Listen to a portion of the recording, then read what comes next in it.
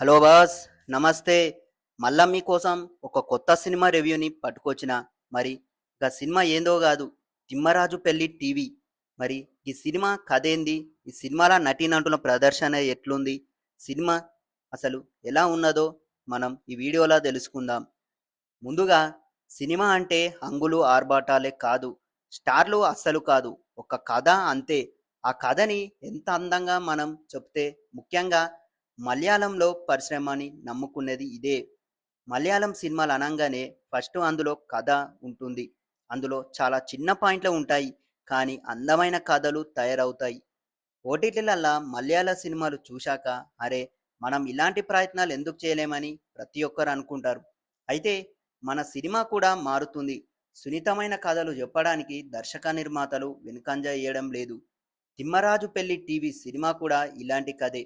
ఈ సినిమాలో కనిపించిందంతా కొత్త వాళ్ళే, కాకపోతే కిరణ్ అబ్బవరం నిర్మాతగా వివరించడం వల్ల ఈ సినిమా ఫోకస్లోకి వచ్చింది. మరి ఈ టీవీ కథ ఏంటి, కిరణ్ అబ్బవరం నిర్మాతగా ఈ సాహసం ఎందుకు చేసినట్టు ఒకసారి చూద్దాం. తిమ్మరాజుపల్లి అనే ఊరి కథ ఇది. ఇంట్లో టీవీ ఉంటేనే గొప్ప అనుకునే కాలం కథ ఇది. శివరాత్రికి అందరూ ఊరంతా చందాలు వేసుకొని టీవీ క్యాసెట్లు అద్దెకు తెచ్చుకొని ఆ సినిమాలు చూస్తూ రాత్రంతా జాగారం చేసేవారు. ఆ ఊర్లోనే సతీష్, అంటే ఈ సినిమాలో హీరో సాయితేజ్, హుషారైన కుర్రాడు, చిన్న చిన్న దొంగతనాలు కూడా చేస్తుంటాడు. అదే ఊర్లోనే శారద, అంటే ఈ సినిమాలో హీరోయిన్ వేదా జలంధర్, ఆమెను సతీష్ ప్రేమిస్తాడు. మరోవైపు ఆ ఊర్లోకి ఫస్ట్ టీవీ ఎవరింటికి వస్తుందనే విషయంలో రాజప్ప, అంటే ఈ సినిమాలో ప్రదీప్ ప్రదీప్ కొట్టే నటించాడు. రామచంద్రయ్య, అమ్మ రమేష్ మధ్య పోటీ నడుస్తుంది. ఒక రోజున రాజప్పే టీవీ కొనిస్తాడు. దాన్ని రామచంద్రయ్య అవమానంగా భావిస్తాడు. ఎలాగైనా సరే రాజప్ప పరువు తీయాలని డిసైడ్ అవుతాడు. అదే రోజు రాత్రి రాజప్ప ఇంట్లో టీవీని దొంగలు ఎత్తుకెళ్తారు. ఆ నింద అంతా సతీష్ పై పడుతుంది. మరి సతీష్ ఏం చేసిండు, ఇంతకీ టీవీ ఎత్తుకెళ్లిన దొంగ అసలు ఎవరు, ఆ దొంగని పట్టుకున్నారా లేదా అనేదే ఈ సినిమా యొక్క కథ. ముందే చెప్పినట్టు సింగిల్ లైన్ చుట్టూ నడిచే కథ ఇది. ఈ సినిమాలో 60 సన్నివేశాలుంటే అందులో 50 సీన్లు అయినా టీవీ చుట్టూనే తిరుగుతాయి. 80-90 జనరేషన్లో వాళ్ళకు టీవీ ఒక ఎమోషన్. అప్పట్లో చిత్రాలహరి, అన్వేషిత, శక్తిమాన్ ఇలాంటి కార్యక్రమాలతో ఎన్నో అనుబంధాలు మనకున్నాయి. విసిడి క్యాసెట్లు తెచ్చుకొని మరి మనం చూడడం ఒక అరుదైన లగ్జరీ. పల్లెటూరి వాళ్ళకైతే మరీను. ఆనాటి టీవీ ముచ్చట్లన్నీ ఈ సినిమా చూస్తున్నప్పుడు తెరలు తెరలుగా, కథలు కథలుగా కళ్ళ ముందు మొదలవుతాయి. ఆ జనరేషన్ వాళ్ళు సినిమా మొదలైన కాసేపటికే ఎంగేజ్ అయిపోతారు. టీవీ చుట్టూ నడిచే డ్రామా, ప్రేమ కథ, ఊర్లో వాళ్ళు పంతాలతో ఫస్ట్ హాఫ్తో గడిచిపోతుంది. టీవీని దొంగలు ఎత్తుకెళ్లడమే ఇంటర్వెల్ పాయింట్. సెకండ్ హాఫ్ మొత్తం దొంగను పట్టుకోవడానికి సతీష్ చేసే ప్రయత్నమే కనిపిస్తుంది. ఫస్ట్ హాఫ్లో విలేజ్ డ్రామాగా మొదలైన సెకండ్ హాఫ్లో మూడ్ మారిపోతుంది. అసలు దొంగతనం ఎవరు చేసి ఉంటారు అనే ప్రశ్న సంబంధించి కొన్ని పాత్రలపై అనుమానం కలిగించి చివర్లో ఒక కొత్త పాత్రని ప్రవేశపెట్టి ట్విస్ట్ ఇవ్వడం ఇలాంటి కథల్లో మామూలుగా కనిపించే విషయమే. ఈసారి అదే పందాని ఎంచుకున్నాడు దర్శకుడు. కాకపోతే ఆ ట్విస్టులో సెన్సబిలిటీస్ కనిపిస్తాయి.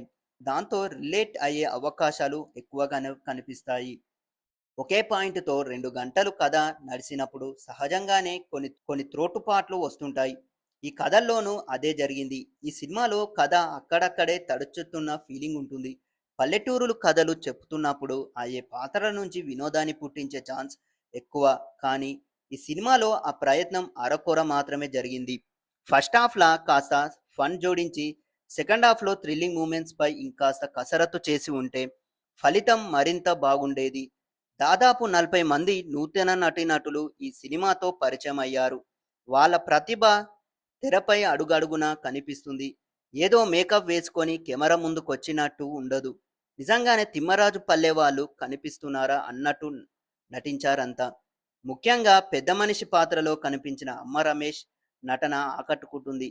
కొత్త నటీనటులతో సింగిల్ టేక్ షాట్స్ పెట్టడం చాలా రిస్క్, కానీ నటీనటులపై నమ్మకంతో దర్శకుడు ఆ ధైర్యం చేసిండు. ఈ 40 మందిలో కొందరైనా కొత్త అవకాశాలు చేజిక్కించుకుంటారు. చిన్న సినిమా అయినా కూడా క్వాలిటీగా తీయడం ముఖ్యం.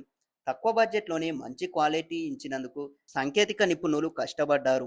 ముఖ్యంగా సౌండింగ్ బాగుంది. సంగీత దర్శకుడికి ఇదే తొలి సినిమా. పాటలు హృదయంగా ఉన్న బ్యాక్గ్రౌండ్ స్కోర్ మరింత బాగుంది. తెరపై ఏదో జరిగిపోతుందన్న హడావుడి సంగీతంతో సృష్టించాడు. పల్లెటూరి వాతావరణం ప్రతి ఫ్రేమ్లోనూ తీసుకొచ్చాడు. కెమెరామెన్ మాటలు సహజంగా కుదిరాయి. ఇక నిర్మాతగా కిరణ్ అభవరం అభిరుచిని ఆదర్శాన్ని మెచ్చుకొని తీరాలి. 50 మందికి కొత్త వాళ్ళకు ఒకేసారి అవకాశం ఇవ్వడానికి తానే నిర్మాతగా మారి ఒక ప్రయత్నం చేసిండు. ఈ సినిమా కమర్షియల్గా ఎలా ఉంటుంది అనేది తర్వాతి సంగతి. ముందు కొత్త వాళ్ళకు మంచి అవకాశం దొరికింది. వాళ్ళు ఈ అవకాశాన్ని అందిపుచ్చుకున్నారు. అదే ఈ సినిమా సాధించిన తొలి విజయం అనుకోవాలి. మరి మీకు ఈ సినిమా ఎలా అనిపించిందో మా కామెంట్ బాక్స్లో మీ యొక్క ఒపీనియన్ని చెప్పండి. అలాగే మరిన్ని అప్డేట్స్ కోసం మా 70mm పోస్టర్ ఛానల్ని సబ్స్క్రైబ్ చేసుకోండి.